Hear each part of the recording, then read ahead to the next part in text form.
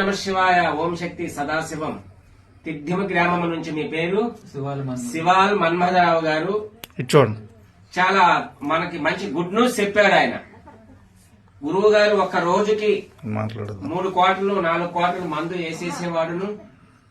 మీరిచ్చిన మందు మేము తిన్నాము. ఇదే మందు చాలా తగ్గిట్టు తిన్నాను గాని నాకెక్కడా నేను మానలేకపోయినాను. ఆ భగవంతుడి సన్నిధికి వచ్చాను.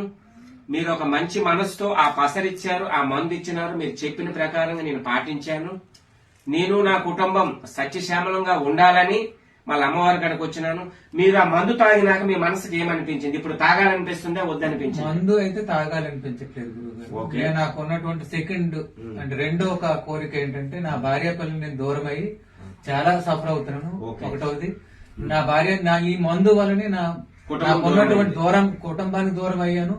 నేను ఉన్నటువంటి పొజిషన్ కూడా దూరం అయిపోయాను. కాబట్టి ఆ రెండింటిని సాధించడానికి నాకు అమ్మవారు కరుణిస్తే మళ్ళీ నేను యథాస్థాయికి చేరగలనని నమ్మకం కలుగుతుంది. సంతోషం. దేవుడి దయ ఉండాలని. ఓకే, ఇప్పుడైతే నీకు ఆ మందు పైన ఆ బుద్ధి అనేది కలగడం లేదు.